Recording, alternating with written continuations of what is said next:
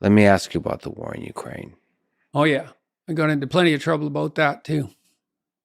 You're just a man in a suit talking on microphones and writing brilliant articles. There's also people dying, fighting. It's their land, it's their country, it's their history. This is true for both Russia and Ukraine. Yep. It's people trying to ask, they have many dragons and they're asking themselves a question, who are we? What is this? What is the future of this nation? We thought we are a great nation. And I think both countries say this. And they say, well, how do we become the great nation we thought we are? Yeah. And so what, first of all, you got in trouble. What's the dynamics of the trouble? And is there something you regret saying? No. I thought about it a lot. I laid out 4 reasons for the war. And then I was criticized in the Atlantic for the argument was reduced to 1 reason, which was a caricature of the reason. I gave a variety of reasons why the war happened. Mismanagement on the part of the West in relationship to Russia and foreign policy since the wall fell. It's understandable because it's extremely complex. Hyper-reliance on Russia as a cardinal source of energy provision for Europe in the wake of idiot environmental globalist utopianism.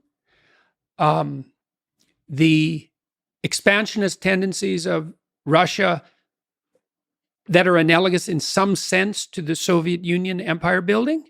And then the last one, which is the one I got in trouble for, which is Putin's belief or willingness to manipulate his people into believing that Russia is a salvific force in the face of idiot Western wokeism. And that's the one I got in trouble for. It's like, while you're justifying Putin, it's like, it's not only the Russians that think the West has lost its mind. The Eastern Europeans think so too. And do I know that? It's like, well, I went to 15 Eastern European countries this spring, and I talked to 300 political and cultural leaders, and you might say, well, they were all conservatives. It's like, actually, no, they weren't. Most of them were conservatives, because it turns out that they're more willing to talk to me, but a good chunk of them were liberals by any stretch of the imagination, and a fair number of them were canceled progressives. Well, so, because you're very concerned about the culture wars that perhaps are a signal of a possible bad future for this country and for this part of the world, that reason stands out. And do you, sort of looking back at 4 reasons, think it deserves to have a place in one of the 4? Oh, because absolutely. Because it is, well, the 4 was bifurcated, because I said, look, Putin might believe this, and I actually think he does, because I read a bunch of Putin's speeches, and I have been reading them for 15 years. And my sense of people generally, and this was true of Hitler, it's like, what did Hitler believe? Well, did you read what he wrote? He just did what he said he was going to do. And you might think, well, some people are so tricky. They have a whole body of elaborated speech that's completely separate from their personality, and their personality is pursuing a different agenda, and this whole body of speech is nothing but a front. Yeah. It's like, good luck finding someone that sophisticated. First of all, if you say things long enough, you're going to believe them. That's a really interesting and fascinating and important point. Even if you start out as a lie, as a propaganda, I think Hitler is an example of somebody that I think really quickly you start to believe the propaganda. Well, really interesting. You've thought a lot about AI systems. It's like, don't you become what you practice? And the answer to that is, well, absolutely. We even know the neurology. It's like when you first formulate a concept, huge swaths of your cortex are lit up, so to speak. But as you practice that, first of all, the right hemisphere stops participating, and then the left participates less and less until you build specialized machinery for exactly that conceptual frame. And then you start to see it, not just think it. And so if you're telling the same lies over and over, who do you think you're fooling? Think, well, I can withstand my own lies. Not if they're effective lies. And if they're effective enough to fool millions of people, and then they reflect them back to you. What makes you think you're going to be able to withstand that? You aren't. And so I do think Putin believes, to the degree that he believes anything, I do believe that he thinks of himself as a bulwark for Christendom against the degeneration of the West. And that's that third way that Dugin and Putin have been talking about, the philosopher Alexander Dugin and Putin, for 15 years. Now, what that is very amorphous. Solzhenitsyn thought the Russians would have to return to the incremental development of Orthodox Christianity to escape from the communist trap. And to some degree, that's happened in Russia because there's been a return to Orthodox Christianity. Now, you could say, yeah, but the Orthodox Church has just been co-opted by the state. And I would say there's some evidence for that. I've heard, for example, that the Metropolitan owns, now I don't know if this is true, owns $5 billion worth of personal property. And I would say there's a bit of a moral hazard in that. And it's possible that the Orthodox Church has been co-opted, but there has been somewhat of an Orthodox revival in Russia, and I don't think that's all bad. Now, even if Putin doesn't believe any of this, if he's just a psychopathic manipulator, and unfortunately, I don't think that's true. I've read his speeches. It doesn't look like it to me, and he is by no means the worst Russian leader of the last 100 years. Well, there's quite a selection there. There certainly is, and I say that knowing that. Even if he doesn't believe it, he's convinced his people that it's true.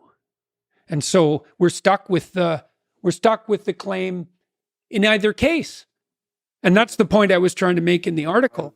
Sometimes I'm troubled by people that explain things. And a lot of people have reached out to me, experts, telling me how I should feel, what I should think about Ukraine.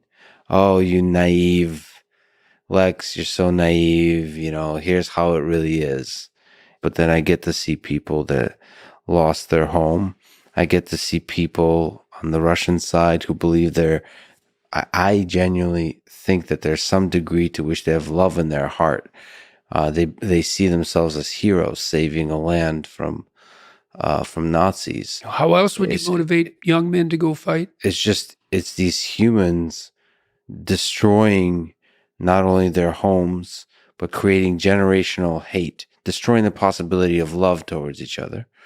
They're basically creating hate. What I've heard a lot of is on February 24th of this year, hate was born at a scale that region has not seen.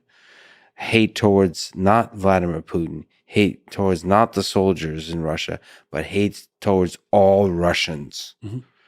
Hate that will last generations. And then you can see on just the pain there.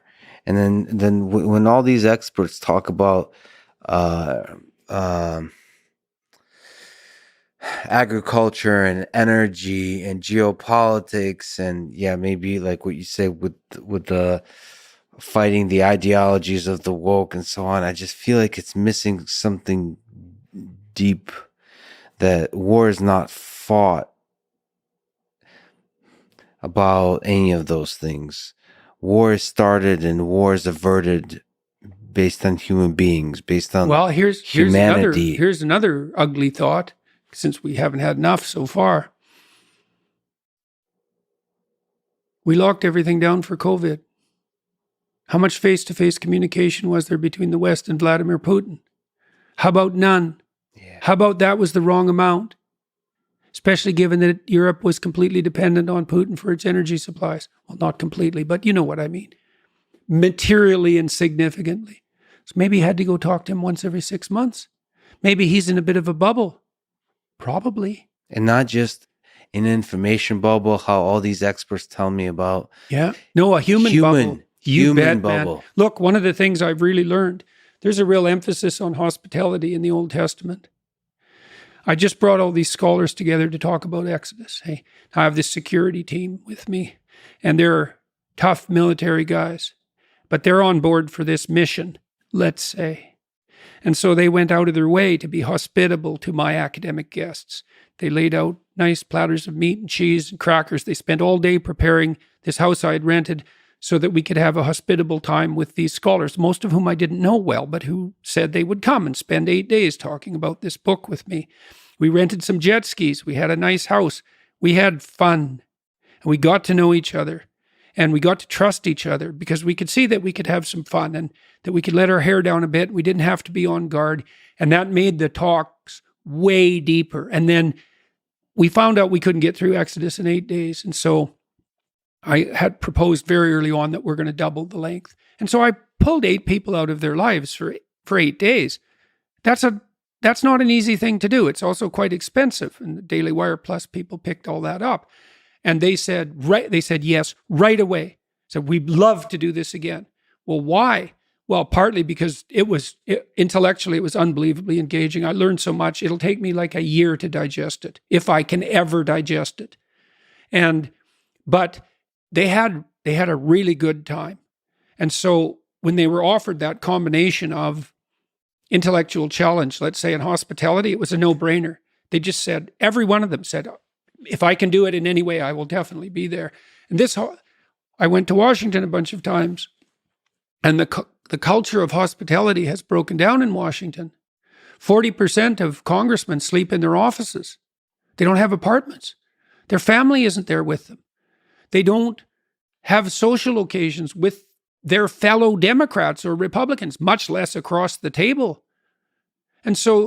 And I tried to have some meetings in Washington that were bilateral a couple of times, get young Republican congressmen and Democrats together to talk.